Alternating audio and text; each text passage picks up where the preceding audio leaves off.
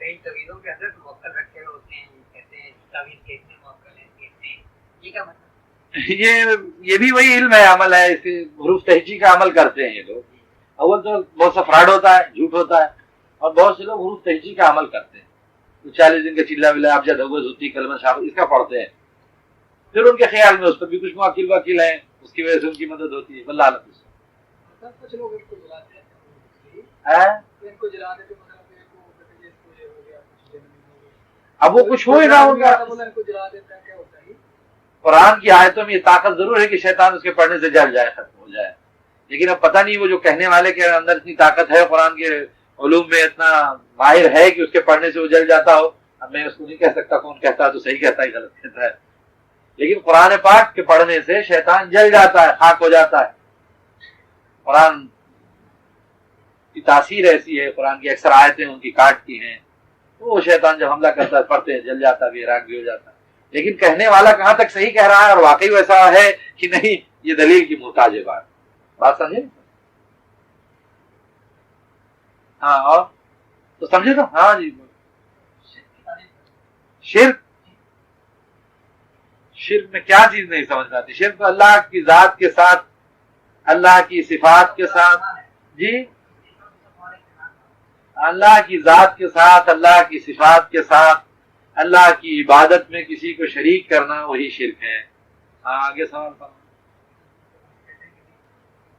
اسے اگر شریک سمجھ کر کہے آدمی، ایک تو وہ ہو جاتی ہے نا آپس میں، ایک تو وہ چلتی جا رہی ہے، اللہ رسول ایک ساتھ سبھی ملائے ہوئے، اللہ رسول کے احکامات پر چلو، اللہ رسول کی اطاعت کرو، اللہ رسول کی پابندی کرو، کہتے کہتے کہنے کا ٹون ہے کسی نے اس طرح کہا. اور اگر کسی نے شریک جان کر کہا کہ اللہ تو کرتا کرتا ہے، رسول اللہ صلی اللہ علیہ وسلم بھی ان کے شریک کرتا دھرتا ہے، اور اگر نہیں کہا یہ رسول اللہ کو نہیں لگایا ساتھ میں، تو اللہ میاں کافی نہیں رہیں گے، کچھ ذرا کمزور پڑ جائیں گے، کچھ اس قسم کا عقیدہ ہے، تو بہرحال وہ کوئی بھی کہے، میں کہوں آپ کہیں، کوئی کہے، وہ شرک ہوگا. لیکن اگر ایک عادتاً جیسے کہتا ہے آدمی، یا اس کا انداز ایسا نہیں، اللہ کے حبیب صلی اللہ علیہ وسلم کو اللہ کی ذات میں شریک نہیں کرتا ہو اور شریک نہیں جانتا، اللہ کو اللہ جانتا ہے اور اللہ کے رسول کو ان کا رسول جانتا ہے، تو ایک الگ بات ہوتی ہے. بہت سی عادتاً کہتے ہیں نا، جیسے آپ جا رہے ہیں، آپ نے کہا کہ یہ سبزہ ہو گیا بھائی ماشاء اللہ، کہا ہاں بارش نے سبزہ اگایا. کیا کہا؟ بارش نے سبزہ اگایا، بارش کی وجہ سے سبزہ ہوگا، بارش ہوئی سبزہ ہوگا. کچھ کہا. یہاں آپ کا عنصر یہ نہیں ہے کہ بارش خدا نہ خواستہ خدا کی شریک ہے، بارش نے سبزہ اگایا، دوسرا آدمی پیچھے سے ٹوکے گا نادان اللہ نے سبزہ اگایا، تو وہ ٹوکنے والا بھی نادان ہوگا، اس لیے کہ کسی ایسے کہنے والے کا کہ بارش نے سبزہ اگایا، بارش کو خدا کا شریک نہیں جانتا، بلکہ جملے کو ایلوبریٹ نہیں کرنا چاہتا ہے، ایک معمولی جملہ بولتا ہے. سمجھنے والے کو کامن سینس استعمال کرنا چاہیے کہ کبھی اس کا یہ عقیدہ نہیں ہوگا کہ بارش خدا ہے وہ سبزہ اگاتی ہے، بلکہ جملہ یوں ہوگا، اللہ تبارک و تعالیٰ نے بارش کی، بارش نازل فرمائی، اس بارش کی برکت سے سبزہ ہوگا. اتنا بڑا جملہ کہنے کے بجائے تو یہ کہہ رہا ہے امت الربیع البقل، بارش نے سبزہ اگا دیا. لیکن اگر وہ لا الہ الا اللہ محمد رسول اللہ پڑھنے والا ہے تو سامنے والے کو حسن ظن رکھنا چاہیے کہ یہ بارش کو خدا نہیں جانتا. اسی طرح سے بہت سی چیزیں کہتے ہیں آپ، یہ دوا بڑے فائدے کی، بھائی دوا نے فائدہ کر دیا، دیکھو اچھا ہو گیا. اگر تولا جائے تو آپ مشرک ہوں گے. اگر دوا کو آپ اس کی ذات میں شریک جانتے ہیں، دوا کو کچھ بھی کسی طرح کا فائل جانتے ہیں، تو آپ سے بڑا مشرک زمین پہ کوئی نہیں. لیکن جب آپ محمد کفیل ہیں، محمد اسلام ہیں، رضی الدین ہیں، جب آپ یہ جملہ کہیں گے تو سامنے کھڑے ہوئے احمد اور محمد صاحب کو یہ سوچنا پڑے گا کہ اس کا عقیدہ یہ نہیں ہوگا کہ نعوذ باللہ دوا خدا کی شریک ہے یا دوا فاعل کل ہے. اللہ تبارک و تعالیٰ کے فضل سے، اللہ تعالیٰ کے حکم سے اس دوا نے کام کیا اور شفا کی، لیکن اتنا بڑا جملہ نہیں پڑتا. بات سمجھے نہیں سمجھے؟ اس طرح کی بہت سی باتیں آج بلا وجہ نادانی میں پکڑی جاتی ہیں. اگر خدا نہ خاصا کوئی شخص ایسا عقیدہ رکھتا ہے کہ پیر صاحب یا سرکار دو عالم صلی اللہ علیہ وسلم یا کوئی بھی کسے باشد، پیر ہی اور رسول پر بڑی پریشانی ہے، ڈاکٹر کے حوالے بھی کر کے آتے، ڈاکٹر صاحب کے حوالے سرکار، جی ڈاکٹر صاحب صحافی کے حوالے، ڈاکٹر صاحب ہوا بھی بچا سکتے ہیں. اس وقت روتا بٹا جا کے 100 کو دیکھو مرتے ہوئے مریضوں کو، اور فتوا دینے والے سے کہو جا کے اس کا شرک صاف کرے. جب اس کا بھی باپ اور بیٹا مرنے لگتا ہے تو یہ بھی جا کے وہی کہتا ہے. لیکن ہم انصاف کرتے ہیں کہ یہ کہہ رہا ہے تو ڈاکٹر کو خدا جان کے نہیں کہہ رہا ہے، بلکہ یہ سمجھ کر کہہ رہا ہے کہ ڈاکٹر صاحب اپنی تدبیریں کریں گے، مجھ سے زیادہ کریں گے. میں انوسنٹ ہوں، میں ڈاکٹر نہیں ہوں. میں دوا دے کر، دواؤں کا جہاں تک تعلق ہے اس سے اس کو انجیکشن لگا کر اسے نہیں بچا سکتا. ڈاکٹر مجھ سے زیادہ اس بات میں ایلیجیبل ہے، جاننے والا ہے، سمجھنے والا ہے. وہ دواؤں کے ذریعے محنت کر کے بچا سکتا ہے، وہ بچا سکتا ہے، اللہ کے حکم سے بچا سکتا ہے. اگر وہ مسلمان ہے، محمد احمد ہے، تو یہ بات انڈر اسٹوڈ ہے، اسے مشرک نہیں کہیں گے. کہیں گے کیا آپ؟ نہیں کہیں. اس لیے جب کوئی بات اللہ اور اللہ کے رسول صلی اللہ علیہ وسلم کے ساتھ کہتا ہے تو اللہ کو اللہ جان کر کہتا ہے، سپریم پاور جان کر کہتا ہے. رسول کی بات کہتا ہے تو رسول کو اس کے اختیار کے برابر جان کر کہتا ہے. اگر وہ ملاتا ہے تو بے شک وہ مشرک ہے، خدا کیا پکڑا جائے گا. لیکن میں جانتا ہوں کہ انشاءاللہ تعالی عزیز کو لا الہ الا اللہ محمد رسول اللہ پڑھنے والا اللہ کو اللہ ہی جانتا ہوگا، محمد رسول اللہ صلی اللہ علیہ وسلم کو رسول جانتا ہوگا، ان کو خدا نہیں جانتا.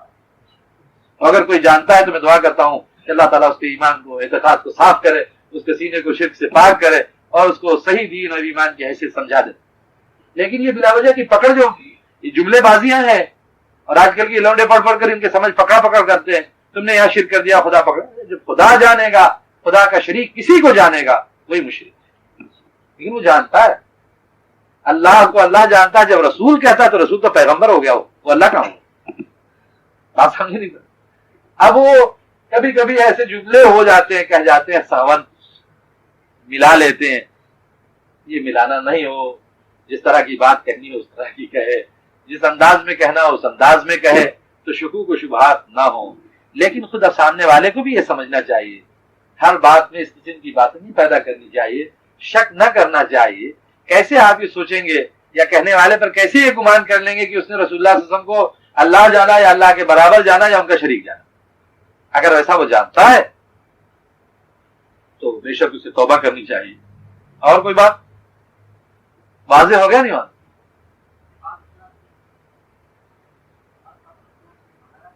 میں زور سے سنے، میری بات تو آپ سن لیتے ہوں گے، میں آپ کی نہیں سن پا رہا.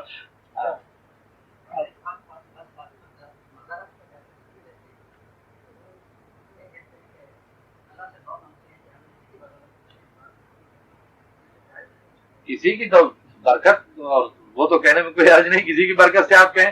اللہ سے مانگے، بس مانگنا اللہ سے ہے اور اللہ سے امید رکھنا ہے.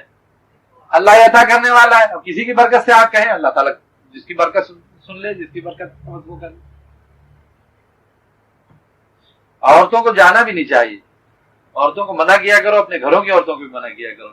عورتوں کے لیے قبروں پر جانا درست نہیں. اور جن کا حوالہ دیں، خود بریلوی حضرات کے امام محمد رضا خان صاحب بریلوی اعلیٰ حضرت کا بھی فتویٰ ہے اس معاملے میں. ان سے پوچھا گیا کہ عورتوں کا مزارات پر جانا کیسا ہے، تو انہوں نے فتاوی رضویہ میں لکھا ہے، ان کا فتویٰ ہے، درج ہے، کہ جیسے ہی عورت کسی مزار کی زیارت کی نیت کرتی ہے، اللہ اور صاحب مزار دونوں کی لعنت اس پر شروع ہو جاتی ہے. لیکن اب جب آپ کسی عورت سے کہیں گے وہ نہ جانے کی کہ احمد رضا خان صاحب کون ہے، تو کہیں گے وہ بھی وہابی ہوگا. یہ بڑی مصیبت ہے وہابیت کا چرچا. عورتیں نہیں مانیں گی، سب سے زیادہ میلہ وہی لگائیں گے اور مزاروں پہ بیٹھے رہنے والے عورتوں ہی کو زیادہ متوجہ کریں گے. دل نرم ہوتا ہے، زیادہ پیسہ دے کر جاتی. تو عورتوں کو روکو، اپنے گھروں کی عورتوں کو روکو. مزارات میں ان کا جانا، میلہ لگانا، بھیڑ لگانا اچھا نہیں. ایصال ثواب کرنا چاہتی ہیں ان کے لیے گھر سے پڑھ دینا زیادہ بہتر ہے. مردہ جاتے ہیں زیارت کو تو زیارت قبور کے لیے رسول اللہ صلی اللہ علیہ وسلم نے اجازت دی ہے، جا سکتا ہے انسان، زیارت کرے، فاتحہ پڑھے، ایصال ثواب کرے، بری بات نہیں. لیکن عورتوں کو درست نہیں جانا.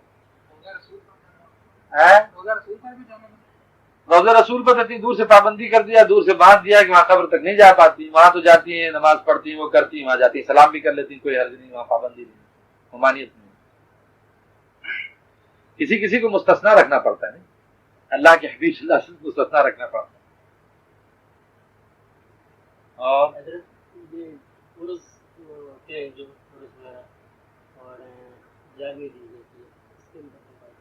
اس میں کیا بات، کیا مطلب، کیا مسئلہ ہے؟ اب عرس وغیرہ کی بات شروع میں جو تھی وہ قل کی تھی، فاتحہ قل پڑھنا، قرآن پڑھ کر بخش دینا. اب اس میں پتہ نہیں کیا کیا زیادتیاں کر دی گئی، وہ کرنے والے جانے اور خدا جانے ان کے ساتھ. جی اگر حقیقی تو آج کل کہیں نہیں ہوتا، صرف کل پڑھ کر بخش دینا یا قرآن پڑھ کر بخش دینا یہاں تک جائز ہے اور درست ہے، کوئی نہیں منع کر سکتا.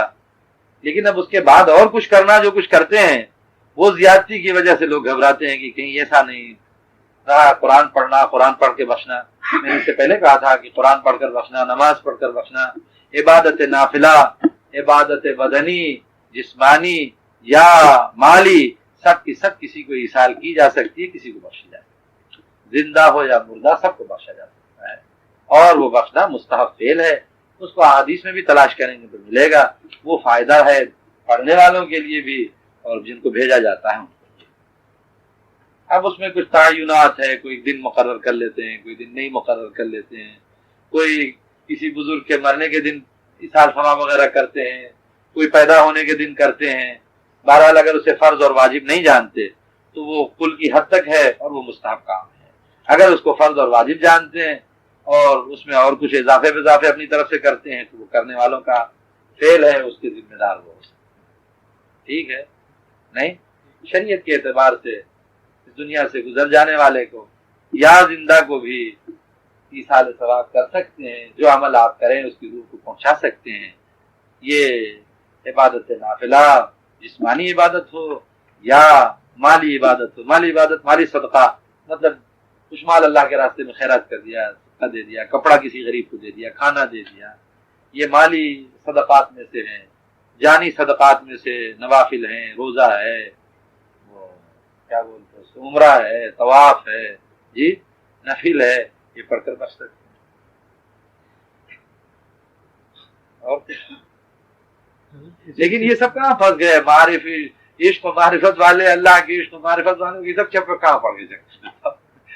کچھ بات ان کی کرتے کراتے یہ تو ہوتا ہی رہتا دنیا میں. جو بیٹھے لوگوں کا کام ہے، کوئی کام نہیں تو ادھر کا ادھر، ادھر کا ادھر کرتے رہتے ہیں. جو گم ہیں، جن کا قلب و جگر اللہ کے عشق و معرفت میں، اللہ کے حبیب صلی اللہ علیہ وسلم کی محبت و عشق میں گم ہے، انہیں کہاں ہے سب. یہ تو مولوی لوگ بیٹھے ہیں گروہ کے، وہ ادھر کر رہے ہیں، وہ ادھر والا ادھر کر رہے ہیں، وہ اس کو جائز وہ اس کو ناجائز. جن کے پاس کوئی کام نہیں ہے وہ بہت سے کام پیدا کر کے جائز ناجائز کے مسئلے پیدا کر رہے ہیں. جس کو تہجد پڑھنا ہے، جس کو ذکر کرنا ہے، جس کو اللہ کی یاد کرنی ہے، جانا ہے کہاں بھائی ڈیوٹی؟ کون صاحب ہے یہ سب بات کرنا ہے؟ تو سب سوال ہو جائے دیوبندی بریلوی مسئلے جہاں لڑائی ہوتی ہے وہاں یہ سب کرو بھائی. یہ سب کہاں سے یہاں لے آئے؟ یا خدا جان کر پکارنا، سمجھ گئے؟ سنو بیٹا، وہ میں سمجھ گیا سوال تمہارا. خدا جان کر یا کسی کو پکارو وہ شرک ہے. اور یا تو تم اپنے ابا کو بھی پکارتے ہو، یا بیٹے کو بھی پکارتے ہو، یا بھائی کو بھی پکارتے ہو، یا فلاں کے بھی پکارتے ہو.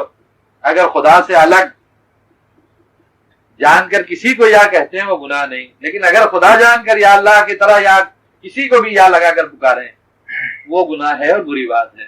لیکن آپ خدا نہیں جانتے تو کسی کو بھی یا پکارتے ہیں نا، اے میرے دوست، اے میرے بھائی، ہاں، اے میرے اللہ کے رسول، اے میرے پیر، اے ڈاکٹر صاحب، اے فلاں صاحب، کہتے کہ نہیں کہتے؟ وہاں یا کہنا برا نہیں. لیکن اگر آپ کسی کو بھی خدا جان کر یا پکارتے ہیں تو وہ برا ہے. وہ رسول اللہ صلی اللہ علیہ وسلم کو تو چھوڑ دو، اگر آپ اپنے بیٹے ہی کو، اپنے بھائی کو ہی خدا کا شریک جان کر پکارو تو بری بات. بس اس میں اتنی سی باریکی، وہ تو جھگڑا دیوبندی بریلوی کا چلا ہے، تو یا یوں کہا تو یا یوں کہا تو اس نے یوں پٹکا تو اس نے یوں پٹکا، باریکیاں بہت پیدا کر دی. کوئی باریکی نہیں اس میں. حرف ندا ہے، یا حرف ندا ہے، پکارنے کا حرف ہے. کسی کو بھی آپ پکارتے ہیں یا یوں کہہ کر پکارتے ہیں. نماز میں خود کہتے ہیں یا پکارتے ہیں، کہتے نہیں التحیات للہ والصلوات والطیبات السلام علیک ایھا النبی، یا نبی سلام علیک، اس کا ترجمہ ہی ہوتا ہے. لیکن کیا وہاں اے نبی صلی اللہ علیہ وسلم پر سلام ہو یا ہے لفظ وہاں بھی. اور ہر آدمی نماز التحیات میں پڑھتا ہے لیکن خدا جان کے نہیں پڑھتا. کیا کہتا ہے؟ اے نبی صلی اللہ علیہ وسلم آپ پر سلام ہو، ایھا النبی، السلام علیک ایھا النبی ورحمۃ اللہ وبرکاتہ. تو کہتا ہے. اب رہا مسئلہ صرف جھگڑا جو وہ بال کی کھال ہے، وہ یہ کہ خدا جان کر یا کہا یا بغیر خدا جانے ہوئے یا کہا. تو کوئی بندہ اگر کسی کو بھی یا بغیر کہے بھی خدا کا شریک جانتا ہے تو وہ مشرک ہے، یا کہے تو اور اضافت کی بات ہے. لیکن کوئی امت کا شخص یا اللہ کے ساتھ اگر یا محمد یا رسول اللہ یا کچھ بھی کہتا ہے تو سامنے کہی رہا یا رسول اللہ، اے اللہ کے رسول، تو اللہ کیسے جانا اس کو؟ اور اگر خدا جان کر پکارتا ہے تو میں نے کہا رسول اللہ صلی اللہ علیہ وسلم کو تو بہت بڑے ہیں، ان کی بات چھوڑ دو، یا اگر اپنے بیٹے کو بھی پکارا کچھ سمجھ کر خدا ہوتا تو بھی بری بات۔ ہاں وہ یا کا مسئلہ ہوتا، پاکستان انسان میں لڑائی آپس میں ہوتی رہتی تھی، بندی پر رہتی تھی، یہ یا کہہ دیا تو مشرک ہو گیا، یا نہیں کہہ دیا تو مومن ہو گیا، یہ سب نہیں ہے۔ بس اتنا ہی جانو اللہ اللہ ہے، اللہ کے حبیب سیدنا محمد صلی اللہ علیہ وسلم اللہ کے رسول ہے، کیا سمجھے؟ اور بعد از خدا بزرگ توئی، القصہ مختصر، اللہ کے بعد ہمارے نزدیک کوئی بزرگ و برتر ہے تو اللہ کے حبیب سیدنا محمد رسول اللہ۔ آپ کی اطاعت ہی اللہ کی اطاعت ہے، ہم ان کی اطاعت و فرما برداری کر کے اللہ تک پہنچنا چاہتے ہیں، اور ہماری پہنچ اللہ کے حبیب صلی اللہ علیہ وسلم کی اطاعت و فرما برداری سے ہے۔ اور اللہ بھی یہی قرآن میں فرماتا ہے کہ وَمَن يُطِعِ الرَّسُولَ فَقَدْ أَطَاعَ اللَّهَ، جس نے میرے رسول کی اطاعت کر لی تحقیق اس نے اللہ کی اطاعت کر لی۔ اب رہا یہ سب جھگڑا وگڑا تھی، جو اطاعت نہیں کرنے والے ہیں وہی سب جھگڑا کرتے ہیں، فرصت نہیں ہے ان کو، تہجد پڑھنا نہیں، ذکر کرنا نہیں، مراقبہ کرنا نہیں، مجاہدہ کرنا نہیں، تو بال کی کھال نکالنا ہے، امت کے گروہوں کو لڑانا ہے، یا کہا تو مشرک ہو گیا، یا نہیں کہا تو عشق رسول نہیں ہوا، دونوں کر دو۔ کہا یا کہو تبھی تم عاشق رسول ہو گئے، اس نے کہا یا کہہ دیا تو تم مشرک ہو گئے، دونوں پاگل اور دیوانے اور دماغ خراب۔ کیا سر فرصت ہے ان کو امت کو ٹکرانے کی، بحث میں لڑانے کی؟ بات اتنی ہے کہ اگر کوئی یا جان کر، خدا جان کر یا کہہ کر کسی کو بھی پکارتا ہے وہ مشرک ہے، اگر خدا نہیں جانتا کسی کو بھی یا کہہ کے پکارے یا او کہہ کے پکارے، اے کہہ کے پکارے، جس طرح کا منصب ہے اس کو کہہ کے پکارتا ہے وہ مشرک ہے۔ کیا سمجھے؟ نہیں سمجھے؟ اب مولوی لوگ کیا بات کرتے ہیں، ہم جانیں، تم اتنا جانو، تمہیں اتنا جاننا چاہیے، کیا سمجھے؟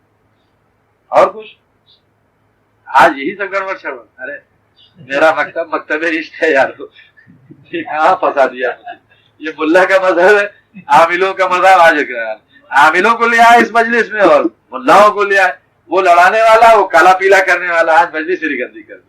ارے اس مجلس میں وہی وہ ہے اور کچھ نہیں ہے۔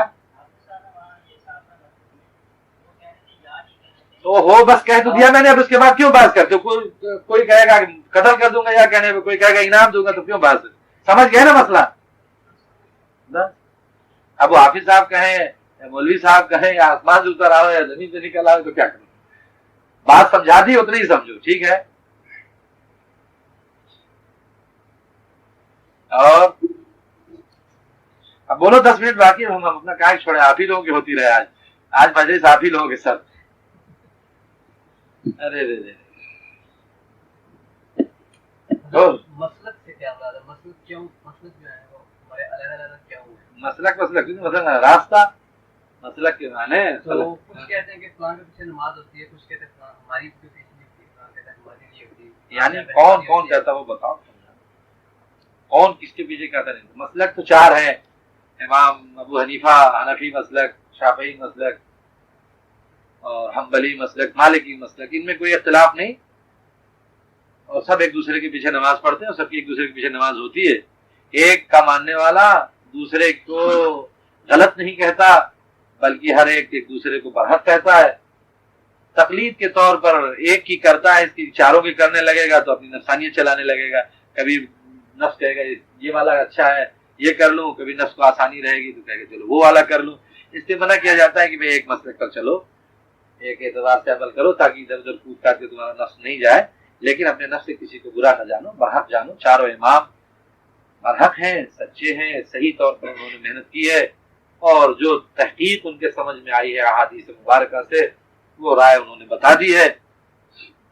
جو پسند آتا ہو وہ کرو، سبھی پسند آتا احادیث سے، سب کی تلاش احادیث مبارکہ ہی سے ہے، اس لیے کسی ایک کی تقلید کرو، 4 کی کرو گے تبھی کوئی گڑبڑ نہیں، لیکن گڑبڑ صرف یہی ہے یہاں سے اچھلو گے یہاں، یہاں سے اچھلو گے وہاں، کبھی دل چاہے گا یہ کرنے کا تو دل اور نفس کی اطاعت کرنے لگو گے، طبیعت کی اطاعت کرنے لگو گے، اللہ کے رسول کی اطاعت باقی نہیں رہے گی۔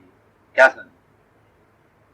اب رہا یہ کہ اور کچھ دیوبندی بریلوی، یہ بات کی سب پیداوار ہے، یہ تو سبھی مولویوں کی پیداوار ہے، پتہ نہیں کوئی دیوبند میں پیدا ہو گیا، کوئی بریلی میں پیدا ہو گیا، اس نے کچھ ٹھونک دیا، اس نے کچھ ٹھونک دیا، یہ سب بات کے مولوی ہیں، ہمارے نزدیک ان کی کوئی بات نہیں ہے۔ صوفیہ اور علماء متقدمین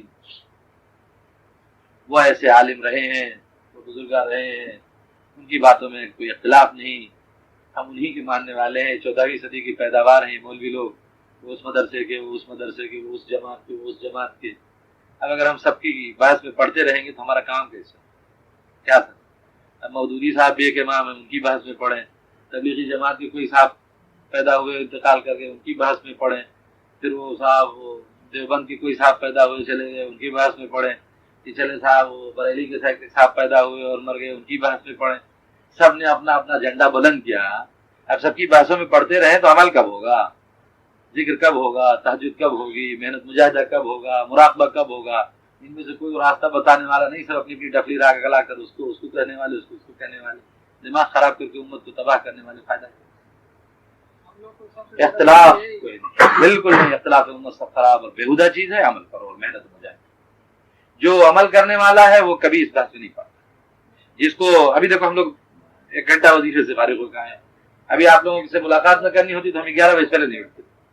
کیا یہ صرف آپ لوگوں کی وجہ سے ہمارا عمل بھی جاتا ہے۔ ہماری خانقاہ میں جائیے، عشاء کے بعد جو ہم بیٹھیں گے مصلی تو 11 بجے پہلے نہیں اٹھتے۔ جو 11 بجے مصلی سے اٹھے گا اس کو پھر 2 بجے، 2:30 بجے، 3 بجے اٹھنا ہے، تو آپ کی بکواس میں کیسے پڑھے گا؟ پڑھے گا، اسے تہجد پڑھنا ہے۔ آپ بحث لگائیں، واز کریں، جھنڈے اٹھائیں، وہ تو سوئے گا، فوراً سوئے گا، 2 گھنٹے 3 گھنٹے کا قلیل ہجا لے گا، پھر اٹھے گا، تہجد پڑھے گا، نفلیں پڑھے گا، تڑپے گا، روئے گا، پھر اشراق تک اسے اللہ اللہ کرنا ہے، فجر پڑھنی ہے، فجر کے بعد ختم پڑھنا ہے، مراقبہ کرنا ہے، اشراق پڑھنی ہے، تلاوت کلام پاک کرنا ہے، پھر بچوں کے لیے روزی روٹی کمانا ہے، جانا ہے کہیں ڈیوٹی جانا ہے، یہاں جانا ہے، وہاں جانا ہے۔ کس کی بحث میں پھنسے کہ وہ کہاں گئے، وہ کہاں مرے؟ ان کو تو کھا کر کیا کریں گے؟ عشاء کی نماز پڑھیں گے کہ نہیں پڑھیں گے؟ پڑھ لیں گے تو 4 رکعت 2 رکعت 3 رکعت جلدی سے فرصت کیا، وہ پکا ہے جس کی آواز کرنا ہے، جس کو زر زر کرنا ہے، اس کے پکا ہے خوب، یہاں تک ٹھوسنا ہے، بحث مباحثہ کرنا ہے، 2 بجے تک سونا ہے تو دوسرے دن 2 بجے تک اٹھنا ہے۔ کیا کرنا ہے؟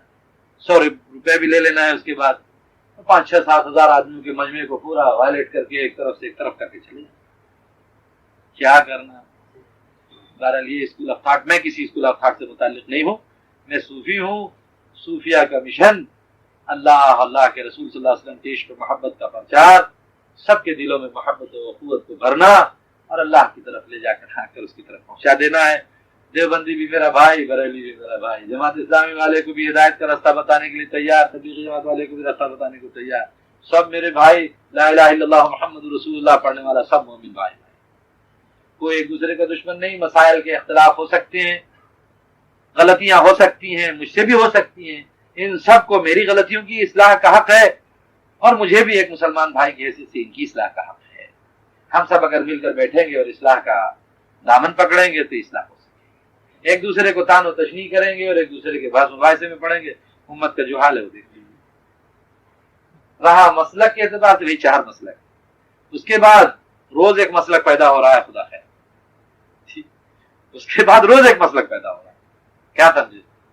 مسلک کے بارے میں اگر میں تھوڑی سی بات کروں، وہ ہم لوگ جو پاکستان سے آتے ہیں عموماً حنفی عقیدہ، تو وہ وطر ہم لوگ جب تراویح پڑھتے ہیں تو وہ وطر کے آ کے بڑا عجیب ہوتا ہے کہ ہمارے بھائی جتنے ہیں پاکستان سے آئے ہوئے نئے جو بالکل، وہ تو وطر جب شروع ہونے کی بات آتی ہے نا تو ایسے بھاگتے ہیں کہ اب یہاں گولی چل جائے گی، یعنی یہ وطر جو تراویح جو پڑھ رہے تھے اب نماز نہیں ہوگی یہاں گولی چلے گی، وہ بالکل بھاگ جاتے ہیں چھوڑ کے۔ نہیں تو مطلب میرا کہنے کا ہے کہ یہاں پہ آپ کیا فرمائیں گے کہ وہ مسلک جو ہم اپنی قائم کرنے کے لیے اسے چھوڑ کے چلے جائیں اسی امام کے پیچھے جس سے ساری نماز پڑھی ہم نے، اسے سمجھ لیجیے جی اس میں چونکہ ہندوستانی پاکستانی ہمیشہ زندگی بھر ایک ہی انداز میں وطر پڑھتے رہتے ہیں تو ایک عجب ہوتا ہے، انہیں معلوم نہیں۔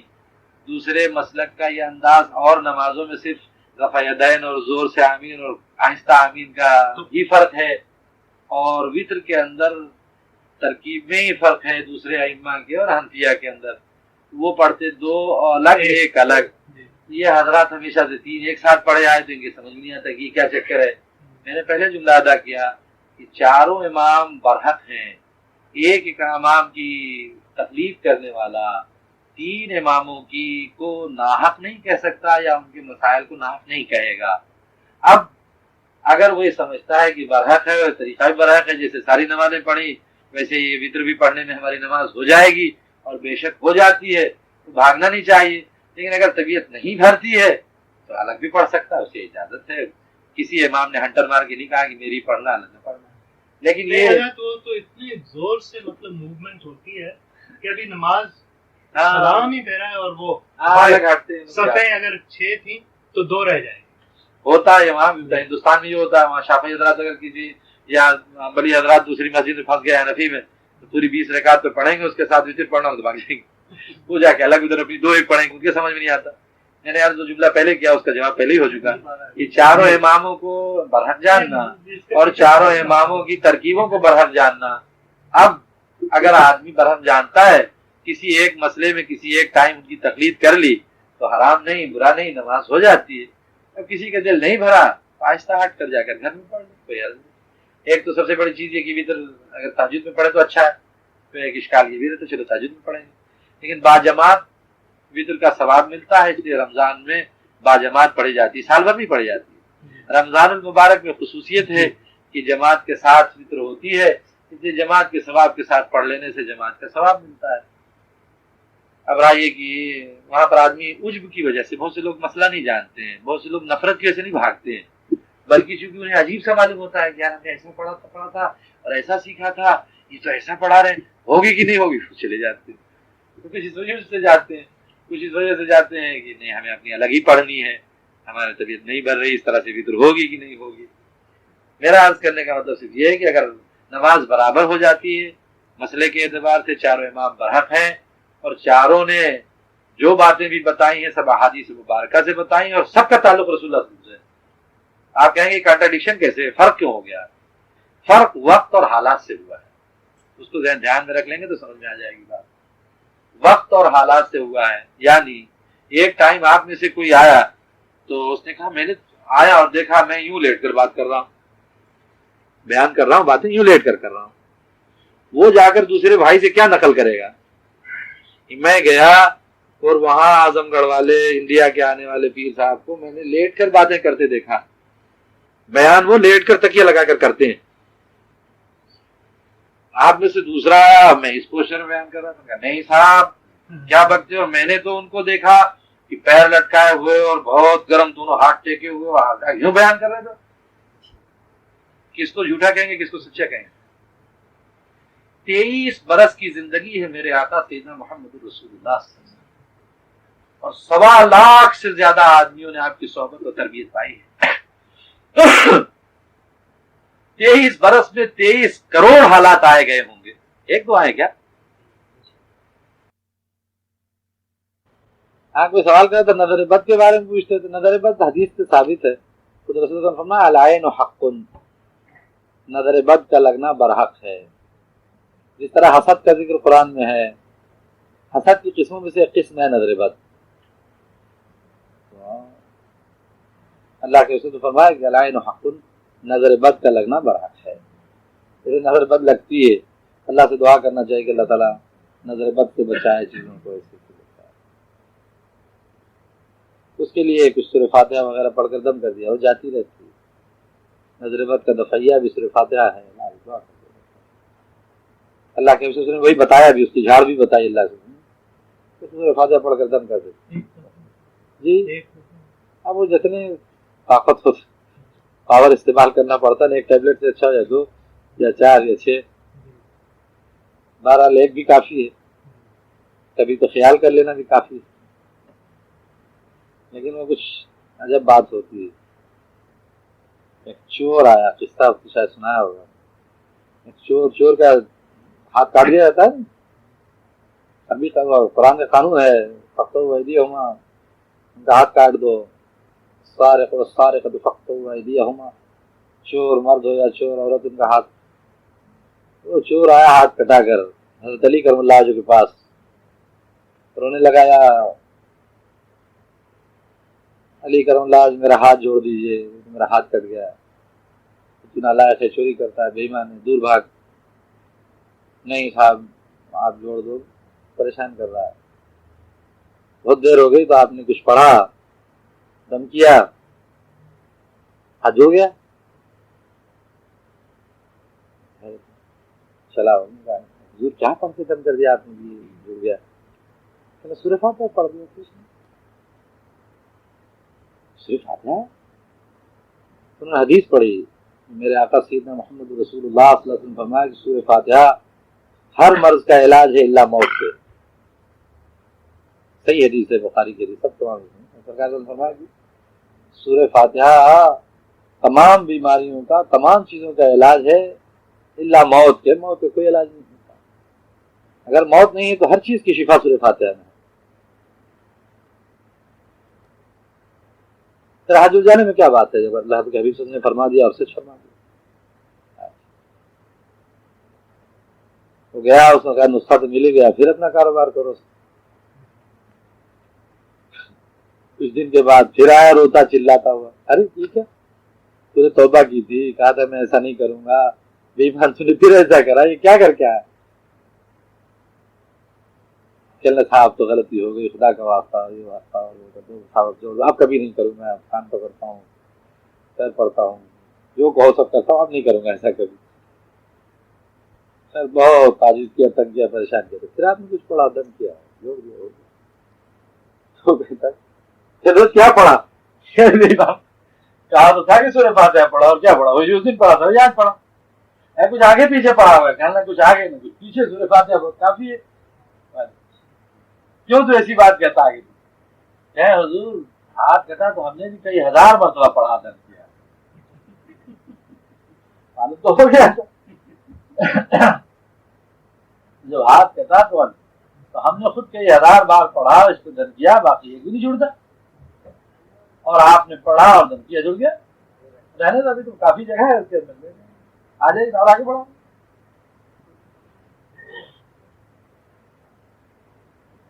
تو کہتا ہے کہ کئی بار پڑھا اور جوڑا نہیں جڑتا، کئی بار پڑھا اور جوڑا نہیں جڑتا، اور آپ نے ایک بار پڑھا نہیں جوڑا، جڑ گیا۔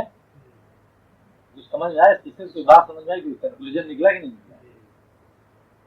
تسلی نے فرمایا کہ چوری بھی کرتا ہے اور سورہ فاتحہ بھی پڑھتا ہے، کیسے ایسا ہو؟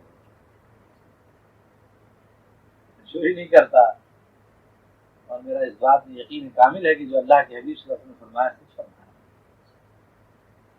اور اتنا اعتقاد کامل ہے کہ میرے ایک بار پڑھنے سے تیرا حال جڑ گیا، اور تیرے ہزار بار پڑھنے سے تیرا اعتقاد، تیرا ایمان کامل نہیں، تیرے ہزار بار پڑھنے سے نہیں جڑتا، ہمیں کیا بتاؤں، کوئی غلطی تو نہیں کچھ، بات سمجھے نہیں سمجھے؟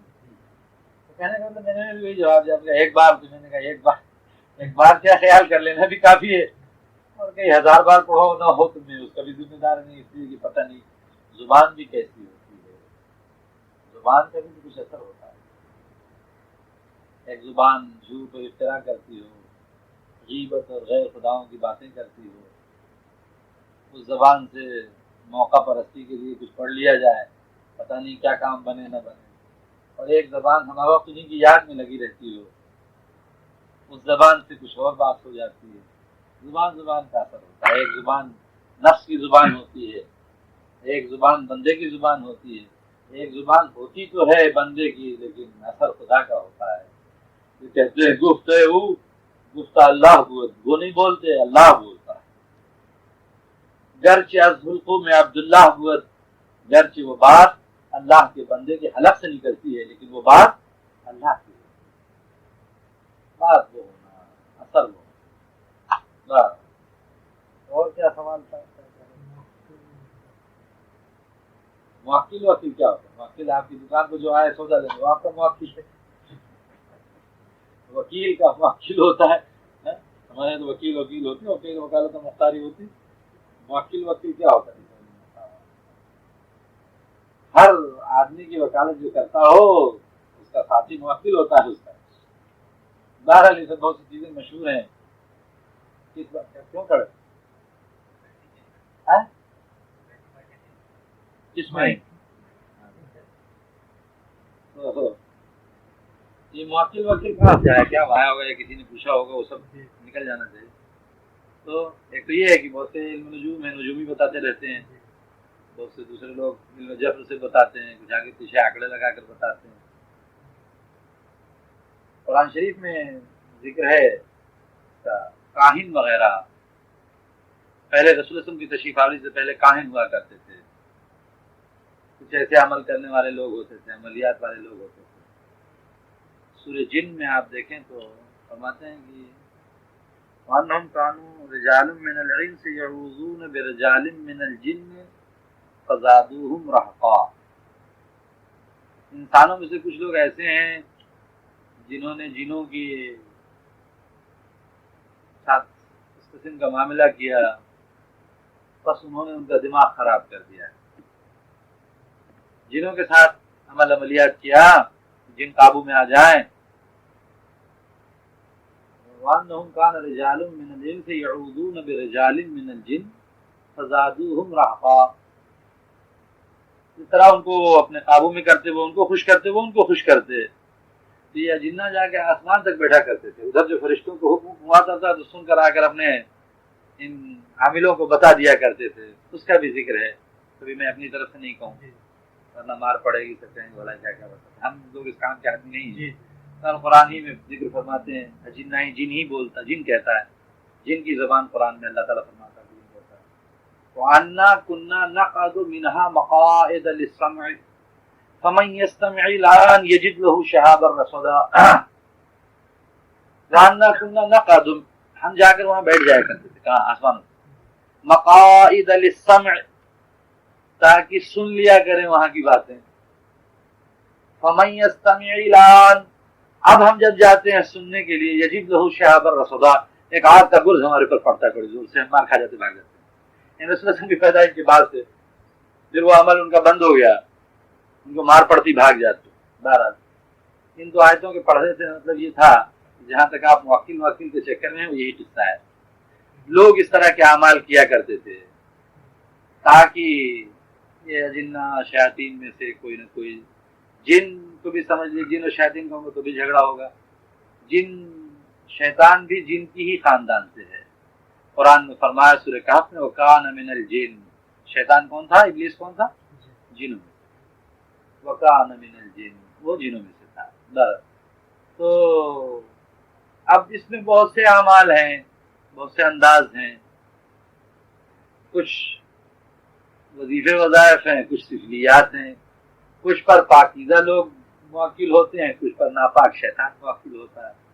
لوگ اس قسم کے عملیات کرتے ہیں اور کوشش کرتے ہیں کہ وہ شیاطین ان کے ساتھ ہو جائیں اور ان کی دوستی ان سے ہو جائے۔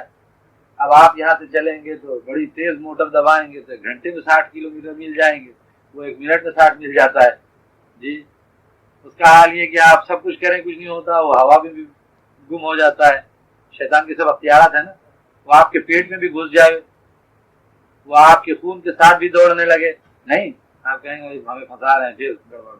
میں جو بولوں گا قرآن حدیث سے بولوں گا۔ حدیث ہے، رسول اللہ صلی اللہ علیہ وسلم جن شیطان کے بارے میں فرماتے ہیں یجری فی الدم، انسان کے خون کے دوران کے ساتھ ہوتا ہے، اور وہ بھی حدیث ہے۔ اس طرح حدیث ہے کہ اللہ کے حبیب صلی اللہ علیہ وسلم اعتکاف میں تھے، ازواج مطہرات میں سے ملنے کو آئیں، مسجد میں ملاقات کو آئیں، کچھ دیر تشریف فرما رہی، بات چیت کیا انہوں نے، مزاج پرسی کی اللہ کے حبیب صلی اللہ علیہ وسلم کی۔ مزاج پرسی کے بعد واپس جانے لگی تو سرکار دو عالم وسلم ان کو مسجد نبوی کے دروازے تک چھوڑنے کے لیے تشریف لائے۔ اتنے میں 2 انصار کے جوان ادھر سے گزر رہے تھے، بخاری کی حدیث ہے، میں اپنی طرف سے نہیں بیان کرتا۔ 2 جوان ادھر سے گزر رہے تھے۔ اللہ کے حبیب صلی اللہ علیہ وسلم کو گمان ہوا کہ کہیں یہ جوان بچے ہیں، ان کے دل میں یہ خیال نہ آ جائے کہ اللہ کے حبیب صلی اللہ علیہ وسلم کن عورتوں سے ملتے اور بات کرتے ہیں۔ آپ نے زور سے کہا، انہوں نے سلام کیا، آپ نے جواب دیا اور زور سے کہا کہ یہ فلاں فلاں میری بیویاں ہیں، یہ کہ کہیں ان کے دل میں کوئی بدگمانی نہ آئے۔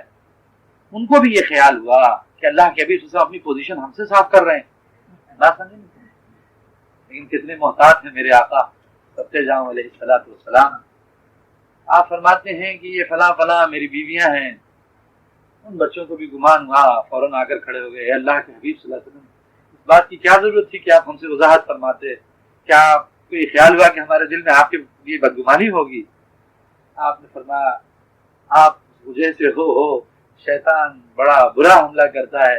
اے بچوں، تم نہیں جانتے کہ شیطان انسان کے جسم میں اس کے خون کے دوران کے ساتھ چلتا ہے، یہ جری یہ الفاظ ہوتا ہے اللہ کے رسول نے آخر میں۔ بہرحال تو یہ شیطان یا جن ہوا کے طور پر انسان کے دل دماغ کہاں کہاں گھس جاتا ہے۔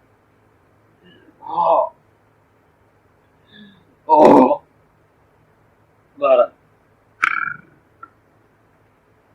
تو یہ اس طرح سے چلتا، ادھر کی ادھر سے لے آتا، ادھر کی ادھر سے لے آتا، یہی آپ کو بہکاتا ہے، آپ کے سینوں اور دماغ میں گھس کے وساوس پیدا کرتا، یہی گڑبڑ کرتا۔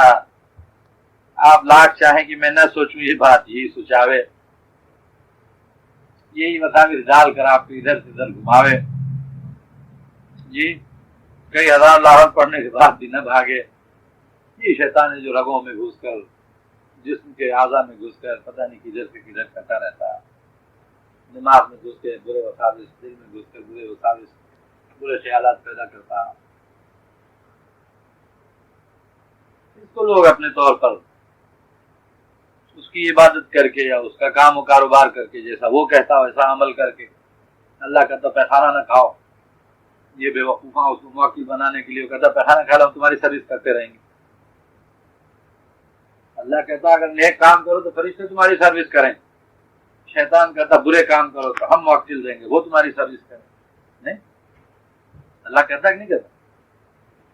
اللہ کہتا نیک کام کرو گے، اچھے کام کرو گے اور اچھے کاموں پر مستقیم استقامت پاؤ گے تو فرشتے تم پر اتریں گے۔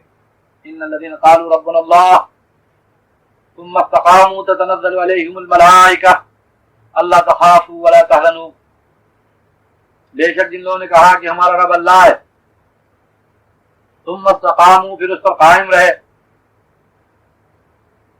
تتنزل علیہم الملائکہ بس ہم ان پر فرشتے نازل کرتے ہیں، اللہ تخافوا ولا تحزنوا، یہاں تک کہ نہ انہیں خوف ہونے پائے نہ ملال۔ دارا ان کی خدمت کے لیے فرشتے ہوتے ہیں، وہ موکل نہیں ہوتے، خادم ہوتے ہیں، خدمت گزار ہوتے ہیں، ہر کام کو آگے پیچھے درست کرتے ہیں کہ اللہ کے بندوں کو، اللہ کے ایسے اولیاء کو کوئی تکلیف نہ پہنچنے پائے، ان کا ہر کام آسان ہو جائے۔ اللہ ولی الذین آمنوا یخرجهم من الظلمات الى النور والذین کفروا اولیاءهم الطاغوت یخرجونهم من النور الى الظلمات اولئک اصحاب النار هم فیہا خالدون۔ ایمان والوں کا ولی اللہ ہے، دوست اللہ ہے، ان کا کارساز اللہ ہے، ان کے کام اللہ بنا دیا کرتا ہے۔ جو لوگ کفر کرنے والے ہیں ان کا ولی، ان کا کارساز، ان کا دوست اولیاءهم الطاغوت، شیطان ان کا دوست۔ بہرحال برے کام کرنے والوں کا دوست اور موکل کون ہو جاتا ہے؟ شیطان ہو جاتا ہے۔ اچھے کام کرنے والوں کا دوست اللہ ہے اور اس کے فرشتے ہیں، اللہ تبارک و تعالیٰ اپنے فرشتوں سے کی مدد کراتا ہے، ان کے لیے آسانی کرتا ہے۔ اب وہی عمل کرنے اللہ منع کرتا ہے، پیخانہ نہیں کھاؤ، شراب نہیں پیو، برے کام نہیں کرو، وہ جا کے ویسے کام کرتے شیطان کو موکل بنا لیتے ہیں۔ کچھ لوگ محنت مجاہدہ اور مراقبہ اور بہت سے عمل عملیات سے اللہ کی رضا چاہتے ہیں، کچھ لوگ ایسے ہوتے ہیں کچھ کمال و مال چاہنے لگتے ہیں، کچھ یہ چاہتے ہیں کہ کچھ قابو اور قبضے میں آ جائے تو کچھ کام بنے، وہ جیسی نیت ویسی برکت۔ کچھ لوگ جب یہ سب کام کرنے لگتے ہیں، یہ نیتیں کرنے لگتے ہیں، وہ عمل عملیات کرنے لگتے ہیں تو ان کے ساتھ وہ لوگ لگ جاتے ہیں اور وہ ان سے اس طرح کے کام لیتے کرتے کراتے رہتے ہیں۔ اللہ تعالیٰ محفوظ رکھے اور بچائے ان شرارتوں سے۔ ایسے لوگ بہت کم ہیں جو اعمال صالحہ، اچھے پاک اعمال کر کے کچھ اور انداز رکھتے ہوں۔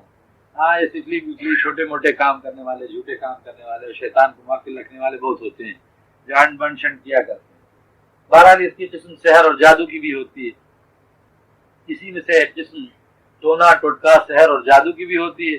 یہ پڑھے یہ کرے جادو جگ جاتا ہے، وہ کرنے لگتے ہیں۔ اور وہ بھی سحر بھی برحق ہے، وہ بھی اتارا گیا ہے، وہ علم بھی وہ بھی آیا ہے جو فرشتوں نے ہاروت اور ماروت یعلمان السحر آ کر انہوں نے جادو سکھایا ہے، یہاں پہ جادو اتارا گیا ہے۔ ایک شر میں سے ایک شر ہے، برائیوں میں سے برائی ہے، برائیاں بھی اتاری گئی ہیں، خیر بھی، اچھائیاں بھی اتاری گئی ہیں۔ اگر رات نہ ہو تو دن کی پہچان نہیں، دن نہ ہو تو رات کی پہچان نہیں۔ میں سب کلیئر کرتا جاتا ہوں کہ آپ کے سوال نہ ذہن میں پیدا ہو کیوں جادو اتارا گیا۔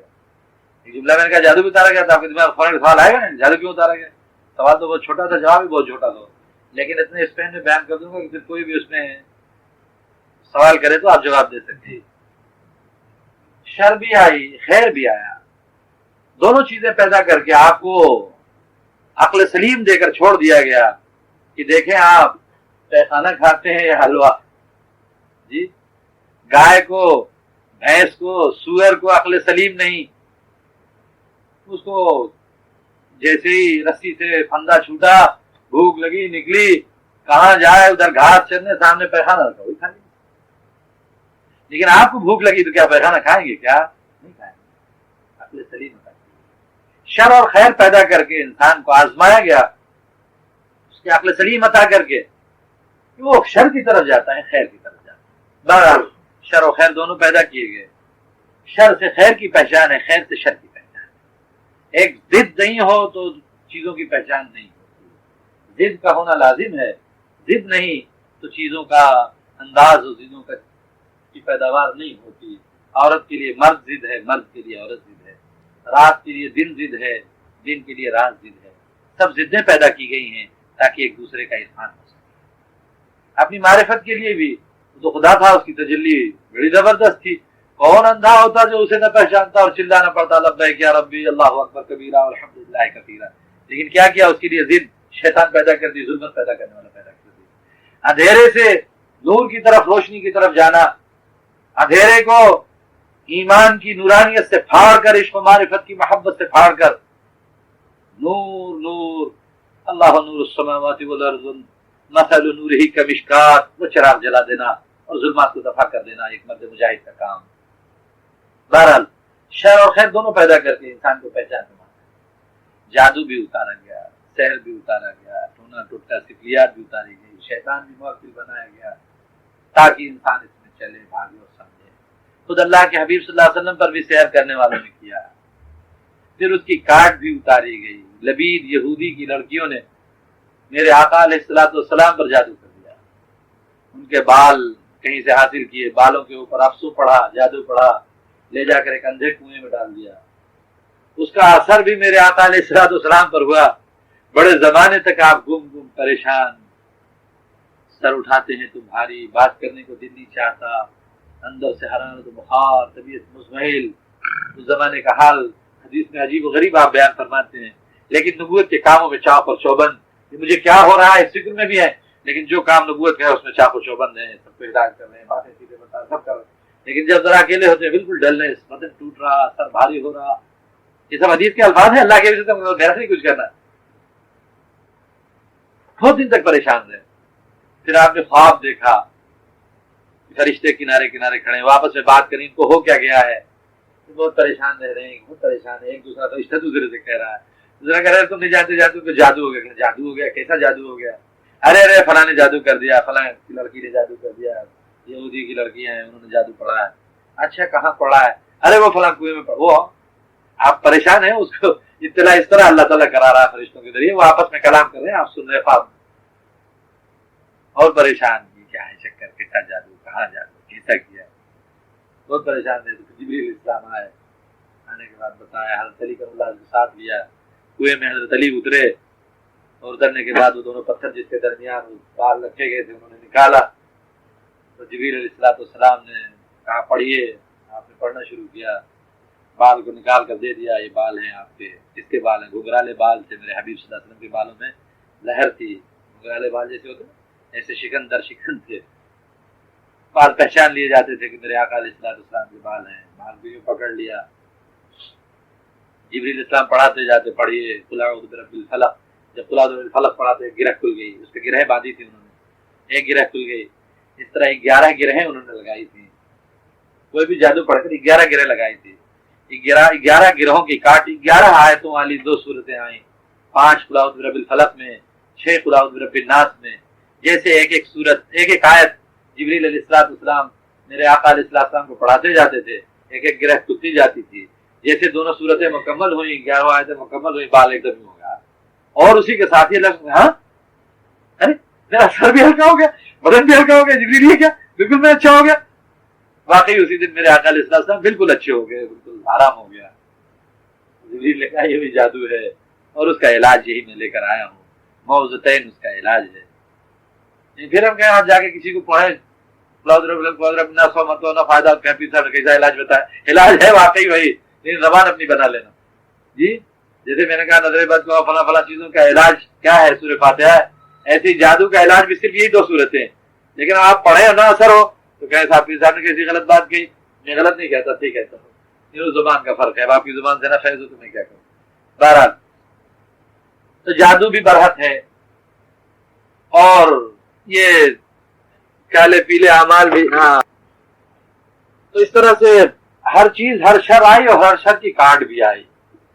अब ये लोग जैसे जैसे करते गलत अमाल करते, उनके मुवक्किल, उनके दोस्त शैतान हो जाते, वो इधर उधर की खबरें, इधर उधर की बातें बताते, कुछ करते, वो खराब अमाल करके लोगों को नुकसान पहुंचाते। लेकिन सबका इलाज कुरान शरीफ में है, हदीस मुबारका में है। जैसे मैंने कहा जादू है, जादू के अफसू हैं, उसका ये इलाज है, और भी चीजें हैं, उनका सबका इलाज है। ऐसे उनके शयातीन मुवक्किल होते हैं, शयातीन हमला करते हैं तो कुरान उसकी हिफाजत के लिए फरिश्ते हैं, कुरान की आयतें उनको पढ़िए तो फरिश्ते उनकी काट कर देते हैं, शयातीन भाग जाते हैं जी, शैतान दफा हो जाता है।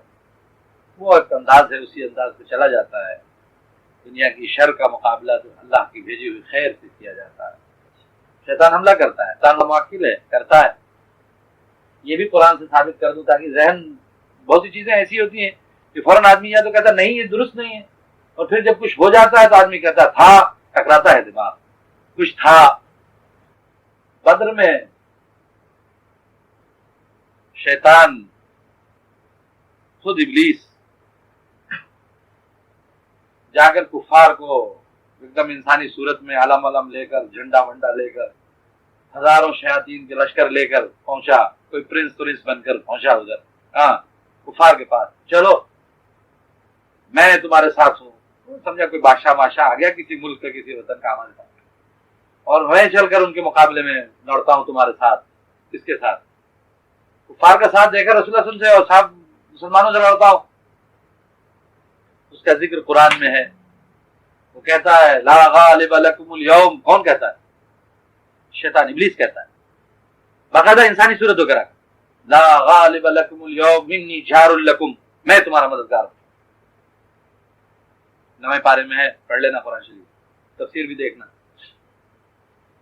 यानी शैतान किस तरह से खुले तौर पर आकर सामने होकर भी ऐसा करता है। फिर फरमाते कुरानी में फरमाते फलम्मा तराअतिल फिअतान, क्यों जमाई आ रही, नींद आ रही क्या? फलम्मा तराअतिल फिअतान, जब दोनों फौजें आमने सामने हो गई, फलम्मा तराअतिल फिअतान नकसा अला अक़िबै, भागा पीछे।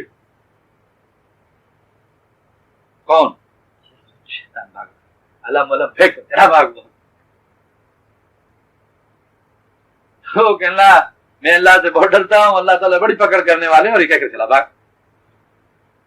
साहबा पूछते उसकी तफसीर में रसूलुल्लाह सल्लल्लाहु अल्लाह के हबीब सल्लल्लाहु अलैहि वसल्लम क्या हुआ, क्यों कर वो आया था और क्यों कर ये भागा, क्या हुआ है, किस्सा समझ में नहीं आया। फरमाया कि वो जब आया और उसकी इहानत से उनका मोरल बहुत हाई हो गया, इनका कुफार का, और वो बड़े तमतराफ के साथ आगे को बढ़ रहा था। कुफार का लश्कर यूं भी हजारों में था, उसके बाद उसका जोड़ हो जाना, उनको उनके साथियों का देखना, शैतानों का हिम्मत और बढ़ना।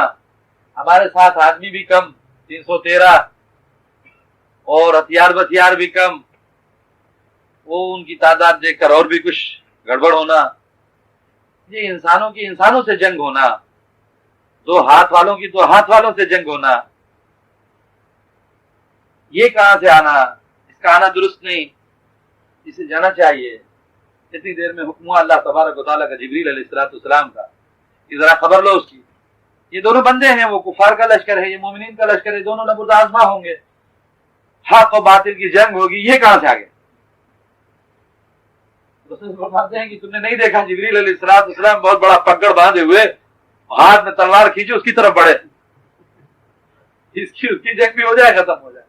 कहले जैसे जिब्रील अलैहिस्सलाम ने ललकारा और तलवार खींच के उसकी तरफ बढ़े, नकसा अला आक़िबैह, नहीं से आपने कुरान का जुमला पढ़ा, नकसा अला आक़िबैह, वो पीछे को चला भाग और कहा इन्नी अखाफ, मैं अल्लाह से बहुत डरता हूँ, और भाग गया। 12।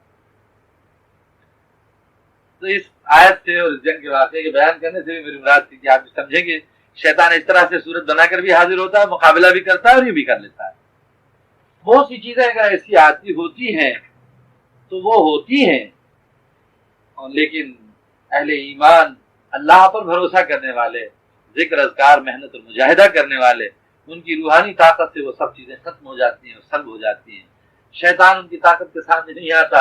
अगर कभी कोई ऐसी बात होती है तो रहमान अपना लश्कर भेज देते हैं, रिश्तों का लश्कर भेज देते हैं, जिसे देखकर वो हमेशा के लिए गायब और दफा हो जाते हैं। वो बुरे अमाल और खराब चीजें होती हैं, नेकोकारों को इनकी जरूरत नहीं होती, वो दफा हो जाते, खत्म हो जाते। फिर मैंने इसके बाद बताया बहुत से उलूम हैं जो आप वकील मौकिल का चक्कर करते थे, वो ये बयान करना था। और उसके अलावा बहुत से उलूम हैं, जैसे इल्म नजूम है, इल्मुल जफ्र है, बहुत से हिसाब किताब के उलूम हैं जिनको जोड़ घटाकर लोग कुछ बातें कहते हैं, वो कयास की होती हैं, कभी कभी सही भी हो जाती हैं इल्म के तौर पर और कभी कभी गलत भी होती हैं। उन पर ईमान लाना और एतकाद रखना वो दुरुस्त नहीं। जैसे इल्म साइंस का, वो उन्होंने इधर उधर से टेम्परेचर लिया, घटाया, बढ़ाया, उन्होंने कहा कल बारिश होगी, तो फोरकास्ट किया उन्होंने। ये फोरकास्ट गलत भी हो सकता है, सही हो सकता है। इस तरह नजूम वाले भी कुछ करते हैं, फोरकास्ट करते हैं, जाओ तुम्हारा कल ये होना, वैसा होना, वैसा होना। फोरकास्टिंग सही भी हो सकती है, गलत भी हो सकती है, वो ईमानियात और एतकादात से नहीं है। ठीक है ना, समझ गया मेरे ख्याल में सब चारों तरफ से कुल गोशा का। और